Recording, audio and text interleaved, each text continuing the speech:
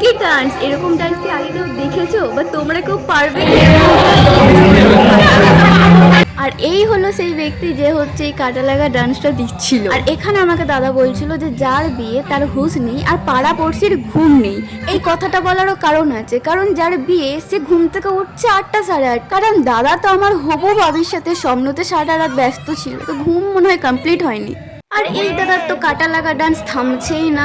বিয়ে বাড়িতে তো এসব হতেই থাকবে, এসব না হলে কি আর মানায় যে এটা বিয়ে বাড়ি?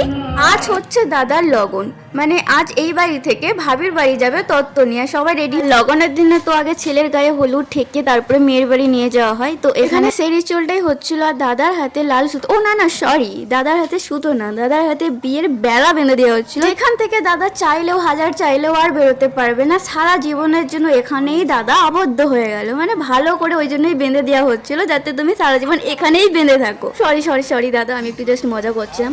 আর এখানে আমাদের কোচি ওর মামাকে হলুদ মাখাতেই ব্যস্ত, কারোর কথাই ও শুনছিল না। আর এখানে আমাদের রিচুয়াল কমপ্লিট হয়ে গেলে আমরা সবাই মিলে একে একে তত্ত্বগুলোকে লগনের গাড়ির কাছে নিয়ে যাই, যেগুলো আমার দাদা রাত জেগে ভাবির জন্য স্বপ্ন দেখে দেখে নিজের হাতে তত্ত্বগুলো সাজিয়েছিল।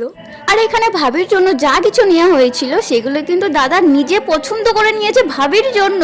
জীবন যেন তোমাদের এরকমই ভালোবাসা থাকে।